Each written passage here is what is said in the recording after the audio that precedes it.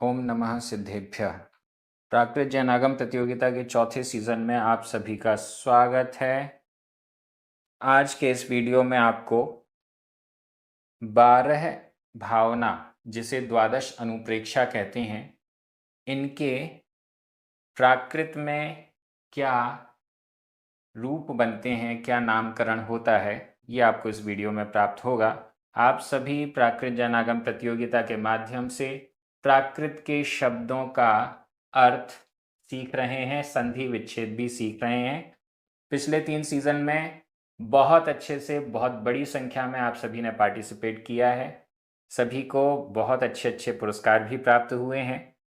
इस बार की प्रतियोगिता बहुत अच्छे नए तरीके से आयोजित होने वाली है।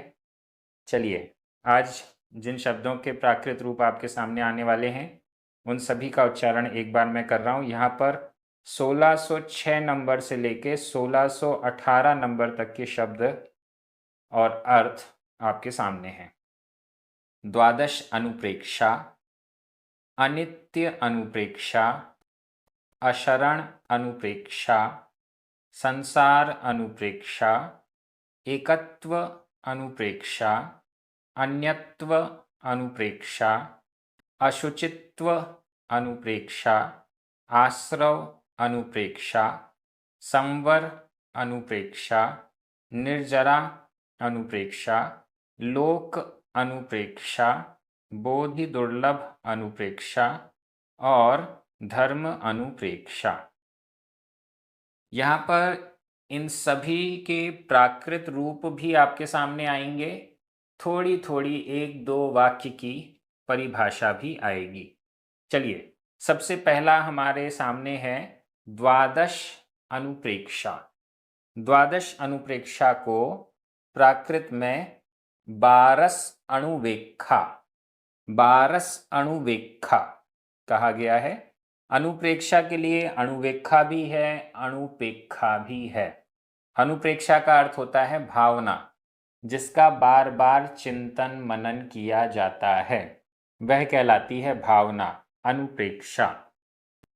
यहाँ पर 12 भावना भी शब्द दिया जा सकता था, लेकिन पूर्व में 16 कारण भावना में भावना शब्द आ चुका था, इसलिए मैंने जानबूझकर अनुप्रेक्षा शब्द का ही प्रयोग किया है। आचार्य कुंद स्वामी का एक ग्रंथ भी है जिसका नाम बारस अणुवेक्षा है। इस दृष्टि से भी अनुप्रेक्षा शब्द का प्रयोग यहाँ बहुत अच्छा दिख रहा है। द्वादश मतलब 12 और प्राकृत में बारस, बारस अणुवेक्षा। पहली अनुप्रेक्षा, पहली भावना, अनित्य अनुप्रेक्षा। संस्कृत निष्ठ अगर हम कहेंगे तो अनित्यानुप्रेक्षा संधि हो जाएगी, लेकिन हम इसको सरल बनाने के लिए संधि नहीं कर रहे हैं। अनित्य अनुप्रेक्षा, ये पहली अनुप्रेक्षा, पहली भावना है। प्राकृत रूप इसका है अनिच्य अणुवेक्षा। अनिच्य, आधा चा पूरा चा, अनिच्य अणुवेक्षा, अनित्य अनुप्रेक्षा। अनित्य अनुप्रेक्षा में हम सभी चिंतन करते हैं कि संसार की जितनी भी वस्तुएं हैं, जितनी भी भोग सामग्रियां हैं, जितनी भी सुख सुविधाएं हैं इत्यादि, सभी अनित्य हैं, कोई भी नित्य नहीं है। जैसे पानी का बुलबुला देखते ही देखते नष्ट हो जाता है, वैसे ये सारी अच्छी अच्छी चीज़ें या जिनके प्रति हमारा लगाव होता है, वो सब भी देखते ही देखते नष्ट हो जाते हैं। ऐसा चिंतन करना अनित्य अनुप्रेक्षा है। दूसरी, अशरण अनुप्रेक्षा। इसका प्राकृत रूप है असरण अणुवेक्षा। असरण अणुवेक्षा। अशरण, कोई भी शरण नहीं है, हमें बचाने वाला कोई भी नहीं है, मरण से बचाने वाला कोई भी नहीं है। कितना भी तंत्र मंत्र कर लिया जाए, कितने भी अच्छे से अच्छे डॉक्टर के पास चले जाएं, लेकिन आयु जब पूरी हो जाती है तो हमें कोई भी बचा नहीं सकता। जैसे सिंह के मुख में आया हुआ हिरण अब बच नहीं सकता है, उसी प्रकार से हमारी आयु भी हर पल बीतती जा रही है और धीरे धीरे खत्म हो रही है। हमें मरण से कोई बचा नहीं सकता। ऐसा बार बार चिंतन करना, ये अशरण अनुप्रेक्षा है। तीसरी भावना, संसार अनुप्रेक्षा। संसार अनुप्रेक्षा, इसका प्राकृत रूप संसार अणुवेक्षा। संसार अणुवेक्षा, संसार का चिंतन करना। यह संसार सुख और दुख से भरा हुआ है। जिसे हम सुख कह रहे हैं वो सुख नहीं है, वो तो इंद्रिय जनित है। दुख ही है, थोड़े समय के बाद नष्ट हो जाता है। चारों गतियों में देख लिया, कहीं पर भी सुख नहीं है, सभी जगह दुख ही दुख है। स्वर्ग में एक देव दूसरे देव से जलन कर रहा है इसलिए दुखी, इत्यादि बहुत सारा ऐसा चिंतन, ये सब संसार अनुप्रेक्षा है। चौथी भावना एकत्व अनुप्रेक्षा। एकत्व अनुप्रेक्षा, इसका प्राकृत रूप है एगत्त अणुवेक्षा। आधत्ता पुरता, एगत्त अणुवेक्षा। एकत्व का चिंतन करना। मैं अकेला जन्मा हूँ, मेरा अकेले ही मरण होगा, मेरा कोई साथी नहीं है, सुख दुख को भी मैं अकेले ही भोगता हूँ, इत्यादि। यह चिंतन एकत्व भावना है। इसके बाद पांचवी भावना, ये क्रम में जरूर यहाँ पर अनित्य अशरण इत्यादि दिया है, लेकिन अलग अलग ग्रंथों में क्रम में परिवर्तन प्राप्त होता है। आप ये समझ सकते हैं कि तत्वार्थ सूत्र में जिस क्रम में ये भावनाएं दी हैं उसी क्रम में यहाँ पर उपस्थित कर दी गई हैं। अन्यत्व भावना, अन्यत्व अनुप्रेक्षा, इसका प्राकृत रूप है अण्णत्त अणुवेक्षा। अण्णत्त, आधाणा पुराणा, अण्णत्त, आधाता पुराता, अण्णत्त अणुवेक्षा। अन्यत्व अनुप्रेक्षा, अन्य है, यह शरीर मुझसे अन्य है, भिन्न है, स्त्री पुत्र मुझसे भिन्न है, जितनी भी चीज़ें दिखाई दे रही हैं मुझसे भिन्न हैं, मुझसे अलग हैं, मुझसे जुदा हैं, मैं तो आत्मा हूँ और यह शरीर तक मेरा नहीं है, ऐसा चिंतन करना अन्यत्व अनुप्रेक्षा है। इसको भिन्नत्व अनुप्रेक्षा भी कहते हैं। अन्य और भिन्न एक ही शब्द अर्थ होता है। अगली छठवीं भावना है अशुचित्व अनुप्रेक्षा। अशुचि भावना भी कहते हैं। अशुचित्व अनुप्रेक्षा, इसका प्राकृत रूप है असुचित्त। असुचित्त, आधाता पुरता, असुचित्त अणुवेक्षा। असुचित्व, अशुचि भावना, यह शरीर कितना अशुचि है, इस शरीर से मैं इतना राग करता हूँ लेकिन ये बहुत ज़्यादा अपवित्र है। कितना नहलाता हूँ फिर भी ये अपवित्र का अपवित्र ही बना रहता है।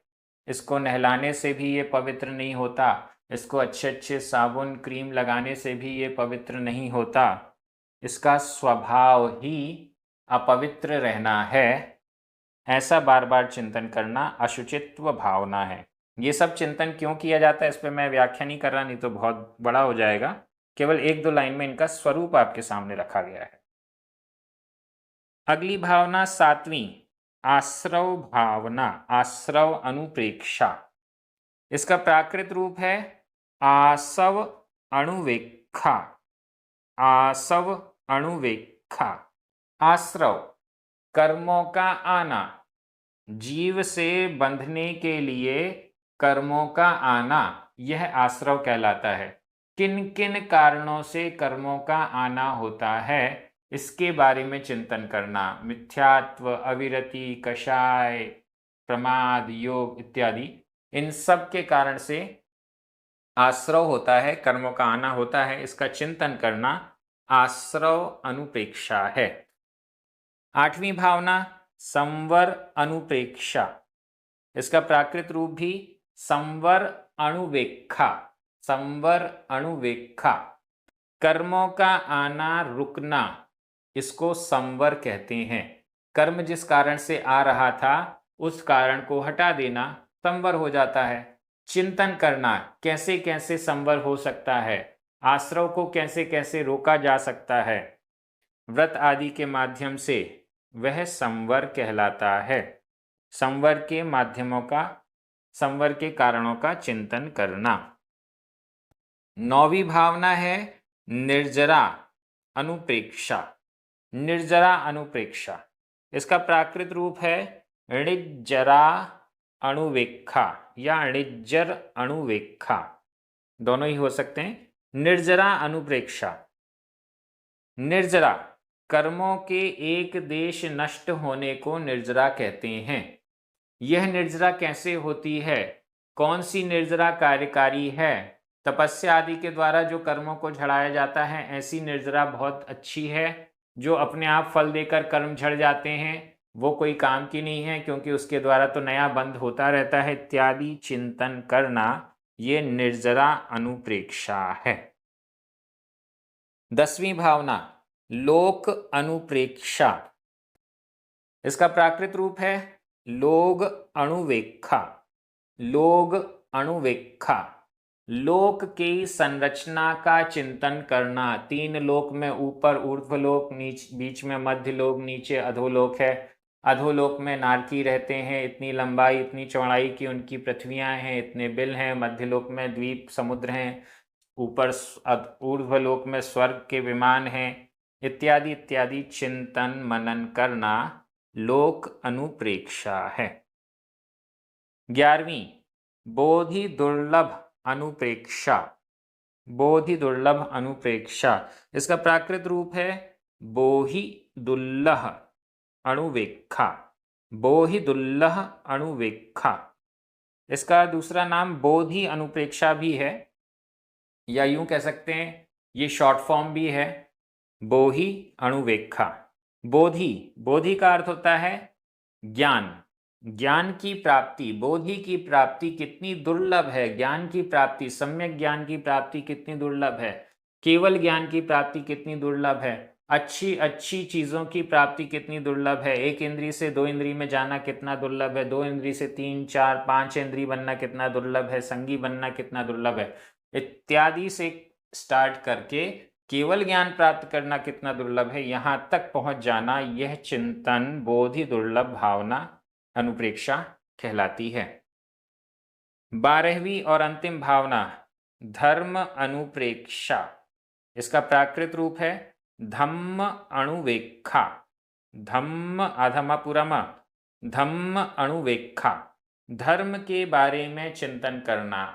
जीव का असली उद्धार करने वाला धर्म ही है। धर्म ही हमें सभी दुखों से छुड़ाने वाला है, धर्म ही हमें सर्व सुख प्रदान करने वाला है, इत्यादि धर्म के बारे में चिंतन करना, धर्म के स्वरूप का चिंतन करना, धर्म की महिमा का चिंतन करना, यह धर्म अनुप्रेक्षा है।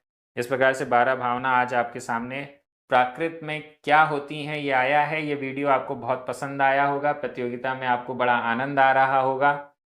प्रतियोगिता भी है और ज्ञान भी बढ़ रहा है, प्राकृत भी सीख रहे हैं, तो अकेले अकेले नहीं, अपने मित्रों को भी प्राकृत सीखने के लिए प्रेरित कीजिए, अपने रिश्तेदारों को, परिवार वालों को, सभी को प्राकृत की ओर लाने का कार्य कीजिए। वीडियो को लाइक भी कीजिए, शेयर भी कीजिए, चैनल को सब्सक्राइब करना मत भूलिए। सभी को जय जिनेंद्र।